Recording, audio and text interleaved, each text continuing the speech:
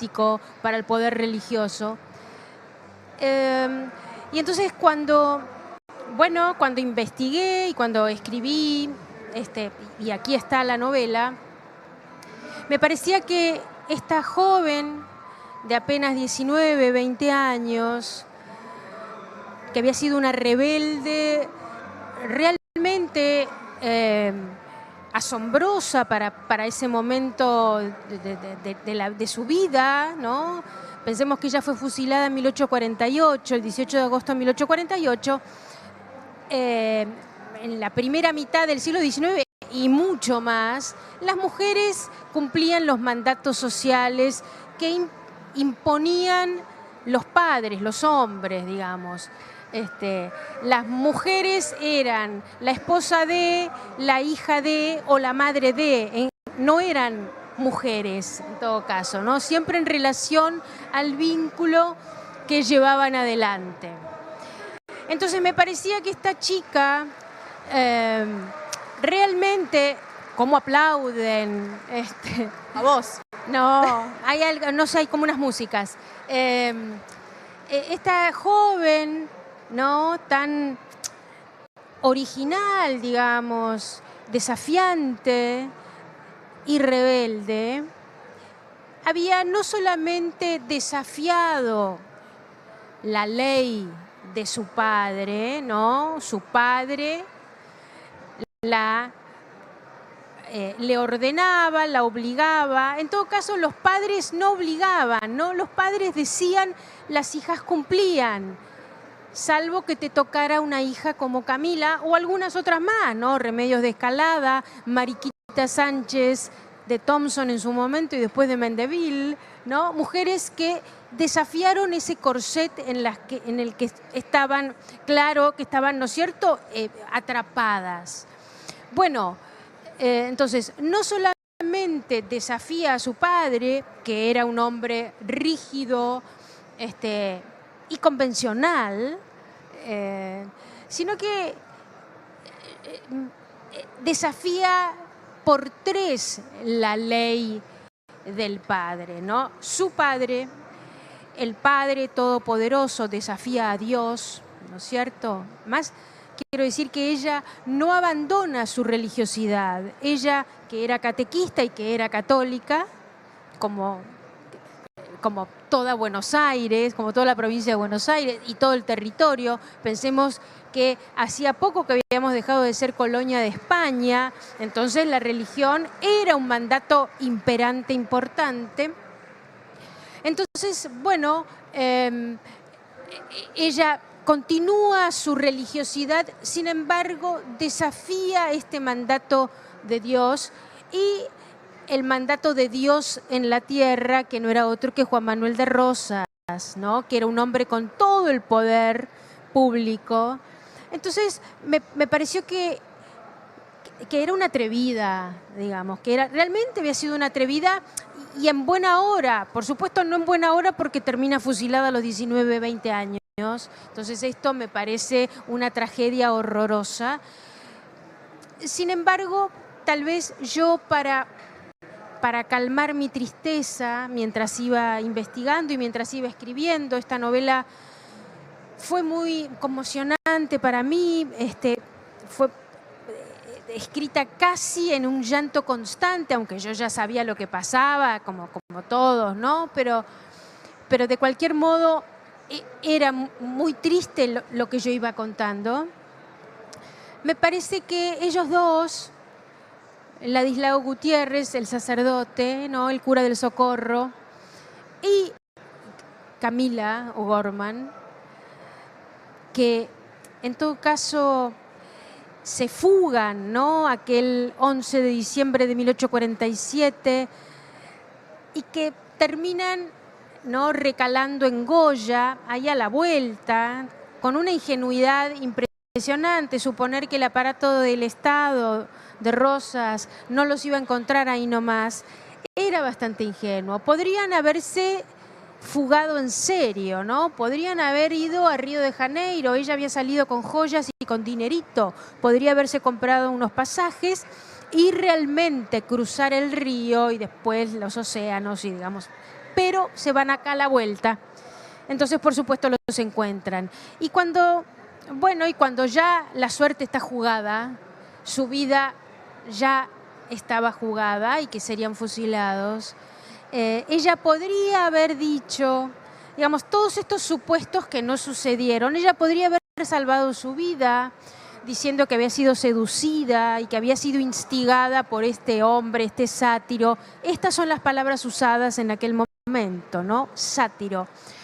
Y ella se niega, ella redobla la apuesta y reafirma ese amor, sabiendo que será fusilada, sabiendo que será ultimada. Por eso yo quiero creer, y así lo dejo ver, que en todo caso ellos reafirman su amor, porque eso que estaban viviendo en la tierra, digamos, ese amor era poca cosa para ser vivido aquí en la tierra, y que ese amor debía ser vivido al lado de Dios. Por eso se entregan, en todo caso, con esa alegría, ¿no? En las memorias del edecán de Rosas, Antonino Reyes, que era el comandante de Santos Lugares, que es quien los recibe y quien les toma declaración, ¿no? Hay un apartado importante sobre el asunto Camila O'Gorman, de su puño y letra, y ahí él cuenta, ¿no? Cómo la recibe desgreñada, con el pelo suelto, sucia, y que pide algo de comer y dice que se siente mal porque está embarazada. Además, ella estaba embarazada, muestra su vientre, pero ella diría casi con una alegría mística, ¿no? Esa alegría religiosa de los místicos, que por ahí uno no puede terminar de comprender cómo se entregan así, ¿no es cierto?, a Dios y en todo caso a la muerte ellos dos. Ella no, porque yo de solo pensar que a mí me quedan 2 días y seré fusilada, que a mí vienen como a despedir, yo no sé qué, yo me vuelvo loca, ¿no? Me parece que todos aquí estaríamos enloquecidos tratando de salvarnos, no sé, arrastrándonos, bueno, no sé cómo es eso, ¿no? Por suerte no sabemos lo que es eso. Y bueno, ella se entrega con alegría, él también, por supuesto, porque en todo caso él tampoco deja de ser sacerdote, ¿no? A pesar de este amor. Mencionás lo religioso, que es uno de los elementos muy importantes, pero también mencionás, no solamente era un amor prohibido el de Camila y Ladislao, sino también que en la novela mencionás los amores prohibidos de los curas. ¿Cuánto hay de hipocresía en este relato, en la novela, en ese momento, y cuánto hay hoy de hipocresía? Bueno, la misma, bravo. Y la doble moral me parece que es parte de la naturaleza humana, ¿no? Vos sabés que, por supuesto, ahí, mientras yo voy contando, por supuesto que quien lo recibe a Ladislao Gutiérrez, que es el 2 en la jerarquía eclesiástica, ¿no? El obispo es el obispo Mariano Medrano, el 2 es el deán Felipe Palacio y el Hortondo, es quien lo recibe a Ladislao cuando llega, ¿no es cierto?, a Buenos Aires, porque era tucumano, era sobrino del gobernador de Tucumán, Celedonio Gutiérrez. Bueno, este deán tenía una doble, triple vida, tenía una mujer 1, 2, tenía hijos con cada una. Esto era una práctica habitual.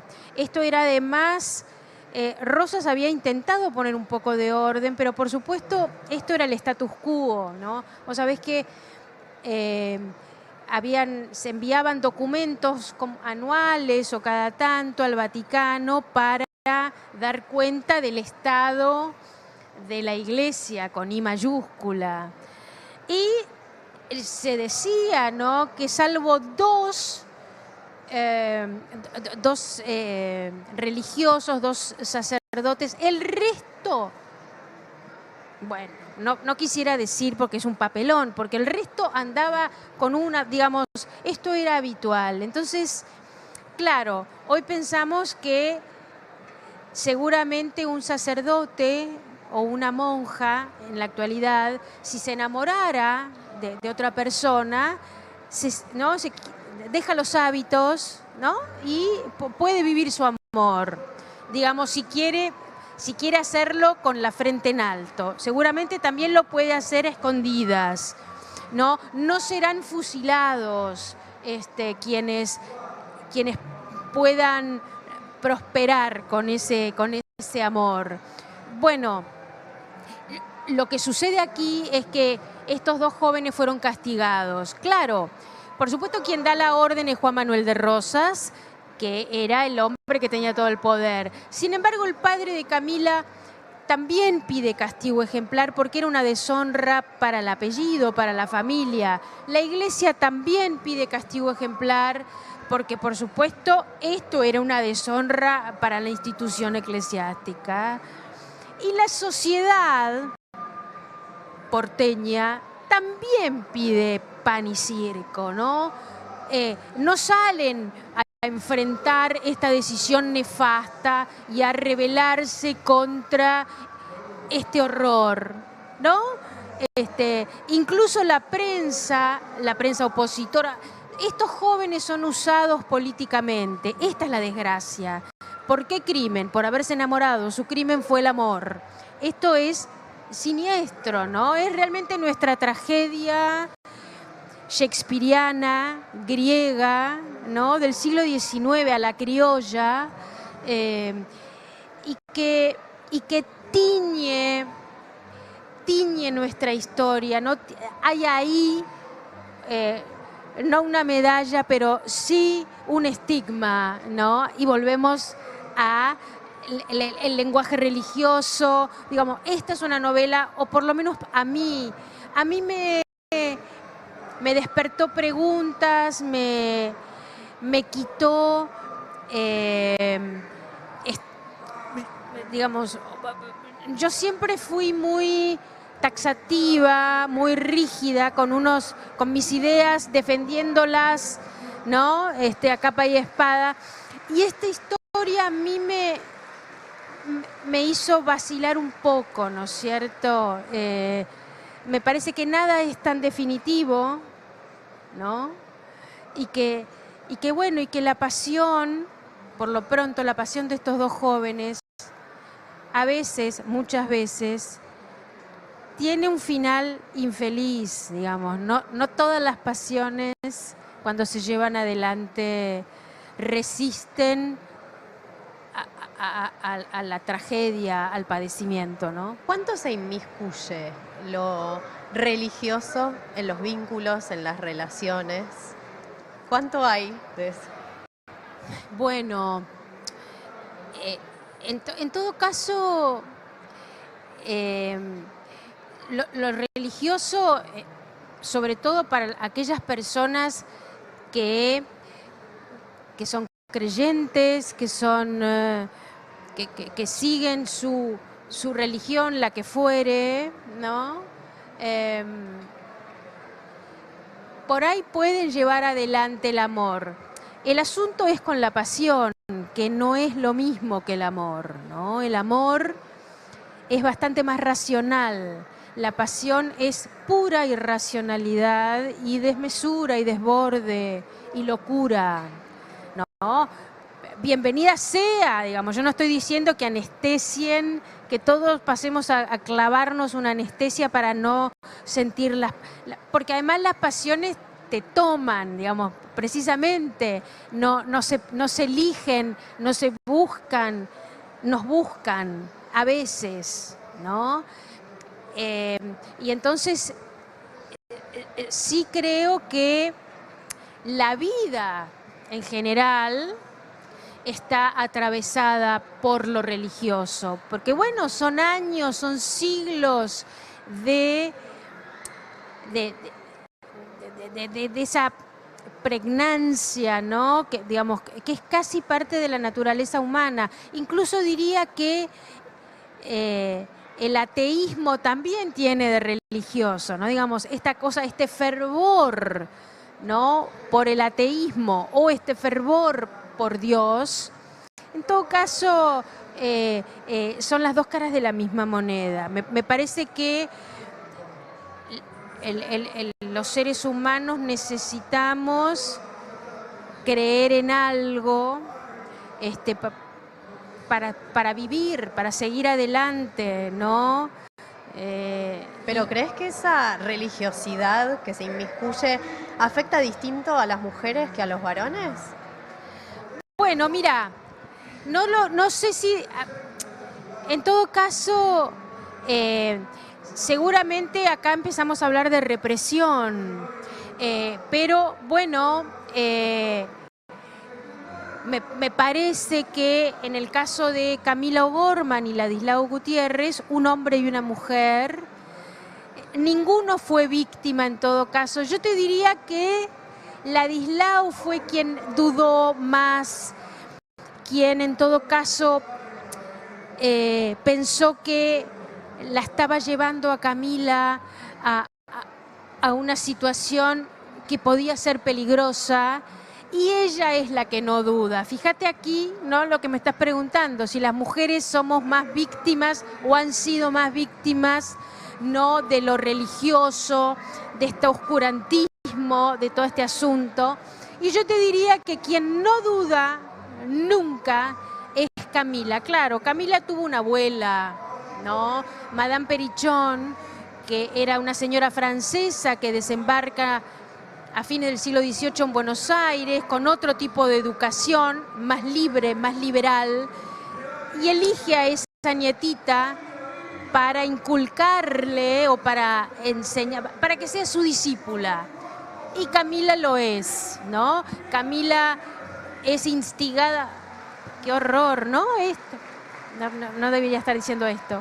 Camila es, no sé si instigada, pero tentada a leer, a abrir su cabeza, ¿no? Las mujeres que leían en aquel entonces, estamos hablando, Camila nace en el 28, 1828, la primera mitad del siglo XIX, y por ahí mucho más. Las mujeres que leían eran personas peligrosas, personas inquietantes, mejor no, ¿no? Incluso a veces las mujeres no sabían ni leer ni escribir.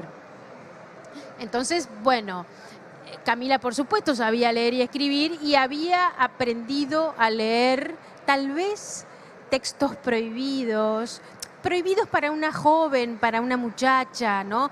Sobre todo para esos padres. Camila tocaba el piano, cantaba, también era catequista, pero, digamos, tenía una mente, era de una naturaleza más artística. El mismísimo horror para un padre que lo único que quería, y para una madre, era que su hija a los 15, 16 años estuviera a punto de casarse, tuviera un candidato, un buen candidato, que no era un cura, un buen candidato. El cura es un hombre tachado, no va, ¿no? Por supuesto se recibe al cura en casa, ¿no? Se puede recibir en casa para las comidas, para que nos, digamos, nos recomiende, nos aconseje, pero para tener fantasías, señorita, al rincón, digamos, es un disparate esto. Pero bueno, Camila trasciende todo eso, ¿no? Sortea todos estos y tiene muchos obstáculos. Por eso yo no sé si las mujeres han estado o seguimos estando o lo que fuere más sometidas. Por supuesto que en general sí, ¿no? Digamos, la restitución de derechos o la toma de decisiones es una práctica mucho más moderna que el siglo XIX, ¿no? Tenían que aparecer las sufragistas y de ahí en más, ¿no? Empezar a pelearse contra el status quo. Pero también había mujeres incómodas que pelearon contra estos mandatos, ¿no? Remedios de Escalada sus padres le habían elegido ya el candidato, que era Gervasio Dorna, para casarse, pero ella, cuando San Martín llega a Buenos Aires en 1812, cruzan miradas y dice, pero de ninguna manera. Y tenía 14 años, ¿eh? Y ella supo inmediatamente que ella quería casarse con este hombre y lo logró. Claro, son casos contados quienes pudieron pelear contra esos padres malditos. Había padres buenos también, ¿eh? ¿Tuviste amores prohibidos? ¿Quién no? Digamos, prohibidos en el sentido de, claro, difíciles, complicados, clandestinos. Sí. Sí. ¿Sos pecadora? Sí, qué desgracia. Sí, no, o a mucha honra. Sí, me parece que, claro, ¿qué es ser pecador? Yo quería ponerle de título a mi novela, pero era difícil la palabra. Yo quería ponerle hereje, porque además herejes en todo caso eran los dos, ¿no es cierto? Acá pecadora le estamos poniendo el estigma a Camila y lo dejamos afuera a Ladislao, que fue la parte fundamental en esta historia, ¿no?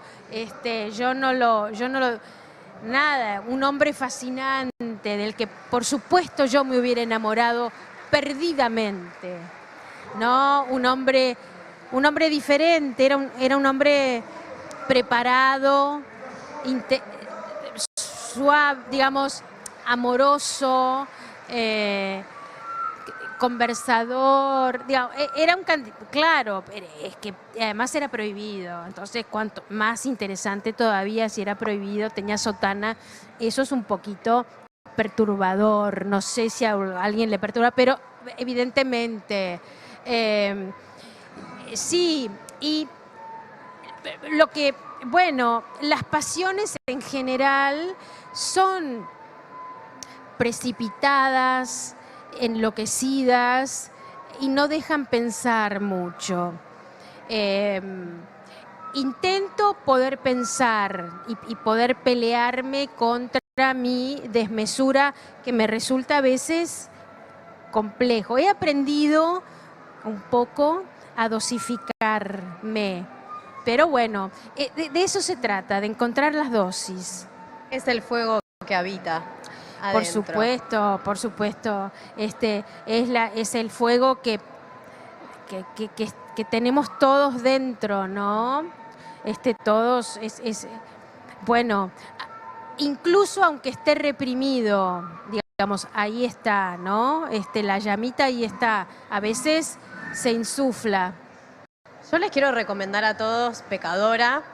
Desde mi lugar personal, hay escenas que quitan el aliento completamente, hay otras que te hacen llorar, aunque nosotros conozcamos la historia, pero realmente quiero recomendarlo. Leer sobre mujeres fuertes, sobre historias difíciles también, y un poco sentirnos identificadas. Y además, mujeres fuertes, en todo caso, Camila O'Gorman, tan joven, ¿no? La fortaleza muchas veces está delineada por debilidades, ¿no? No hay que tenerle miedo a la fragilidad, a la debilidad, a la vulnerabilidad, ¿no?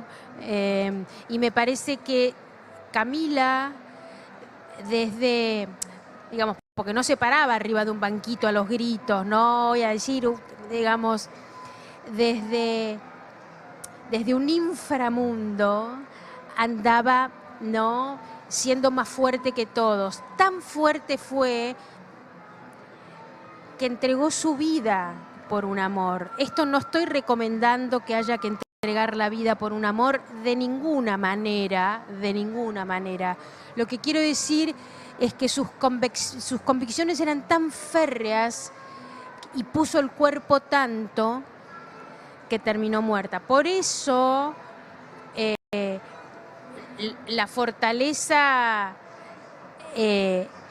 es ineludible, pero también entender que a veces es ¿no? Esa fortaleza es muy frágil también, ¿no?